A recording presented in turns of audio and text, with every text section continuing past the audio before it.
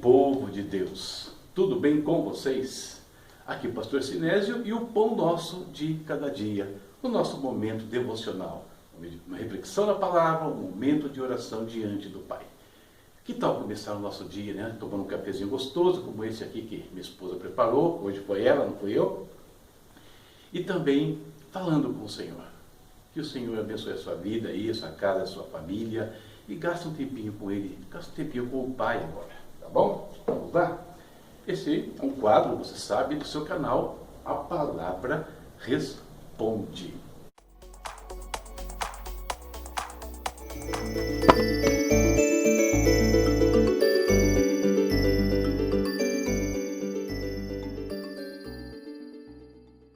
Nossas reflexões, temos falado aqui, né, baseado na leitura anual das Escrituras. Estamos percorrendo o livro de Deuteronômio. Hoje lemos os capítulos 17, 18 e 19. E o tema é esse aqui, ó. Ofertas que agradam a Deus. Ofertas que agradam a Deus. O versículo é logo o primeiro versículo do capítulo 17. E o Senhor diz o seguinte, ou melhor, Moisés falando. Não sacrifique para o Senhor, o seu Deus, um boi ou uma ovelha que tenha qualquer defeito ou imperfeição. Isso seria detestável para ele. Deuteronômio 17, versículo 1. Então Israel, ele recebe uma série de instruções, né? Nós vimos isso principalmente no livro de Levítico, onde eles são orientados a como deveriam proceder em relação às suas ofertas. E uma das características das ofertas, quando fossem de animais, né, ou mesmo de plantas, né, no caso aqui, de cereais e assim por diante, elas deveriam ser perfeitas. Deveria ser oferecido ao Senhor sempre o melhor, a primícia da terra. O que havia de mais excelente, queridos, isso seria levado para o templo ou, a princípio, para o tabernáculo. No entanto, não foi isso que ocorreu ao longo dos anos. Israel chegou ao ponto que, um dia, o Senhor os repreendeu por meio do profeta Malaquias com as seguintes palavras. Na hora de trazer animais cegos para sacrificar, vocês não veem mal algum. Na hora de trazer animais aleijados e doentes como oferta, também não veem mal algum. Tentem oferecê-los de presente ao governador. Será que ele se agradará de vocês? Será que os atenderá? Pergunta o Senhor dos Exércitos. E com isso nós vemos que as ofertas de Israel não mais agradavam a Deus. Irmãos, nós corremos o mesmo risco. Meu querido, né, você e eu corremos o mesmo risco de fazer o que Israel fez. Ou seja, de começar bem uma relação com Deus e essa relação se degenerar, né, a nossa parte degenerar, não a parte do Senhor. É um risco comum. Tanto é comum que quando Jesus fala com a igreja de Éfeso, lá no Apocalipse, né, a primeira das 7 cartas, ele diz o seguinte: contra você, porém, tenho isto. Você abandonou o seu primeiro amor. Lembre-se de onde caiu. Arrependa-se e pratique as obras que praticava no princípio. Se não se arrepender, virei a você e tirarei o seu candelabro do seu lugar. Se isso fosse escrito para Israel lá atrás, seria mais ou menos assim. Pratique as coisas que vocês faziam no começo, ou seja, voltem a trazer animais perfeitos para mim, animais sem mancha, animais que não estejam doentes, animais que não estejam aleijados, só para fazer aqui uma comparação. Então percebe, a igreja também corre o mesmo risco e caiu no mesmo erro. Estamos na mesma situação.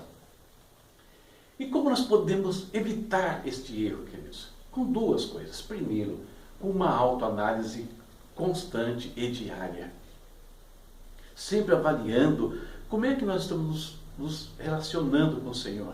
Como é que nós estamos fazendo o serviço do Senhor. Como é que nós entregamos as nossas ofertas ao Senhor. As nossas ofertas hoje, ela acontece normalmente em recursos. Como é que isso está sendo feito? Eu dou o meu melhor para Deus, realmente? Eu separo o melhor para o Senhor? Porque às vezes nós temos um hábito assim engraçado. A gente abre a nossa carteira e nós pegamos ali a menor nota ou uma moeda para ofertar ao Senhor. Percebe? Eu não estou dizendo aqui que nós temos que sempre dar tudo que a gente tem. Não é isso. Estou dizendo qual é a nossa disposição. Será que, eventualmente, nós realmente separamos para o Senhor algo de valor maior? Nos preocupamos com isso, pensando na expansão do reino, pensando numa série de situações que envolvem recursos para a igreja de Cristo nessa terra? Estou dando um exemplo financeiro porque normalmente é isso que nós temos. Mas também tem o exemplo da dedicação do coração, num diaconato, num ministério de dança, num ministério de louvor, num pastorado. Como é que está sendo a nossa entrega ao Senhor? E tem um outro detalhe importante que a gente vai ver. Então, autoanálise, primeira coisa. Segundo, observando alguns princípios. Tem diversos princípios que regem a adoração. Eu vou falar só de 2 aqui hoje. Apenas 2. Primeiro, a lição de Davi. O que foi a lição de Davi aqui? Davi, ele cometeu um pecado contra o Senhor.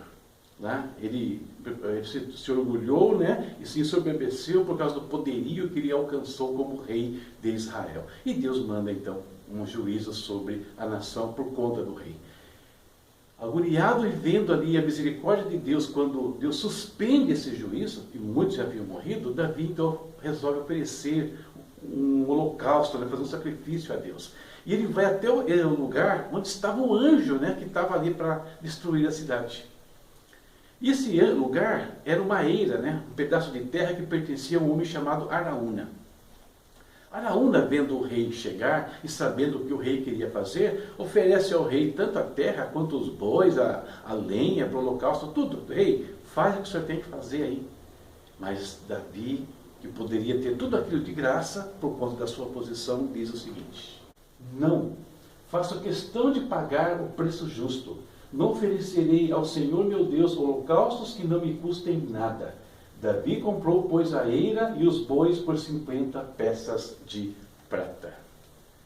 Não oferecerei nada ao meu Deus que não me custe nada. Às vezes nós ficamos entregando para Deus aquilo que não significa nada para a gente. No caso dos israelitas, animais doentes, animais cegos, mancos, não tinham nenhum valor comercial para eles, animais que, né, só ia atrapalhar, só ia consumir, às vezes até mais recursos deles ali. Então eles dispensaram isso para cima do tabernáculo, para cima do templo. O que nós estamos oferecendo a Deus custa alguma coisa? Quando vamos fazer um jejum, por exemplo, nós tiramos algo que custa, né? Um alimento ali por algum tempo. Às vezes temos as práticas do jejum de Daniel. O que você coloca? Uma coisa que para você tanto faz? Ou aquilo que né, realmente você sofre aí durante 21 dias para fazer? O que você devota ao Senhor? Então, essa é a questão. Nós estamos oferecendo a Deus coisas que realmente são preciosas para nós. Segundo ponto, a exortação do autor da Epístola aos Hebreus. Ele nos leva a pensar a adoração no patamar um pouco maior, né? Um pouco mais elevado. Ele diz assim, ó: não se esqueça de fazer o bem e de repartir com os outros o que vocês têm, pois de tais sacrifícios Deus se agrada. Olha que interessante. O que o autor de Hebreus está fazendo aqui? Ele está nos dizendo o seguinte, que a adoração a Deus, os sacrifícios a Deus, eles não correm apenas no sentido vertical, eles correm também no sentido horizontal. O que é muito claro quando Jesus resume toda a lei em 2 mandamentos. Amarás o Senhor teu Deus, né, com toda a tua alma, com todas as tuas forças, entendimento, todo o teu coração e assim por diante, e ao teu próximo como a ti mesmo. E esse aspecto, né, da adoração aparece também nas palavras de Jesus. Quando nós chegamos lá no livro de Mateus, capítulo 25, e Jesus traz aquele grande sermão onde ele fala sobre o juízo das nações, onde pega ali o juízo dos bodes e das ovelhas, né? As ovelhas do lado direito e os bodes do lado esquerdo. Naquilo que eles fizeram, visitando órfãos, indo nas prisões, dando comida, dando água para os necessitados, assim por diante. E quando as ovelhas escutam isso, falam: Senhor, nós não fizemos nada disso para o Senhor. Né? Quando é que a gente fez isso para o Senhor? Não fizemos. E Jesus responde, você deve se lembrar o que ele falou. O rei responderá: digo-lhes a verdade, o que vocês fizeram a alguns dos meus menores irmãos, a mim o fizeram. De tais sacrifícios Deus se agrada. Percebe? Então, a verdadeira adoração, ela não é apenas vertical. Ela também acontece no sentido horizontal. Ela é prática, queridos, em alguns momentos. E eu quero fechar aqui a nossa reflexão com as palavras do apóstolo Tiago, quando ele define a verdadeira religião. Olha o que ele diz. A religião que Deus, o nosso Pai, aceita como pura e imaculada é esta: cuidar dos órfãos e das viúvas em suas dificuldades e não se deixar corromper pelo mundo. Ele começa de maneira prática: cuidar das necessidades, cuidar dos necessitados e não se corromper, né, com as coisas deste mundo, ou seja, nos aproximando, né, em Deus com um sacrifício verdadeiro, santo, vivo, agradável a Ele. Paulo fala em Romanos sobre isso. Isso é a verdadeira religião, isso é a verdadeira devoção ao Senhor. Então, queridos, que as nossas ofertas, todas elas, as verticais e as horizontais, sejam agradáveis ao Senhor. Terminada a nossa reflexão, vamos falar com o Pai. Vamos orar. E de repente pedir para que Ele nos ajude, né? Reacenda a chama do nosso coração, nos reavive em nossas mentes aqui tudo que nós já fizemos para o Senhor, tudo que é possível voltarmos a fazer, ou de repente não, né? Glorificar a Ele por termos conseguido manter isso ao longo dos anos e ver como nós podemos melhorar daqui por diante. Vamos orar. Querido Deus, em nome de Jesus, nós te bendizemos nesta manhã, nós te glorificamos nesta manhã, ó Pai, e pedimos, Senhor, que o Senhor venha derramar sobre nós o Teu Santo Espírito cada vez mais. Que o nosso coração se encha de gratidão, Deus, pela vida que mais um dia o Senhor nos concede. Obrigado, Senhor Deus, pela proteção e provisão também. Deus querido, que o nosso coração não se esfrie, Pai, que nós não venhamos não esmorecer do nosso zelo por Ti, entendendo, Deus, o que realmente o Senhor espera de nós enquanto adoradores, enquanto serviço a Ti, Pai. Entender, Deus, que não é só uma questão de buscar ao Senhor, mas às vezes de demonstrar essa busca, os efeitos do Seu Espírito em nós, aqui na prática, Pai.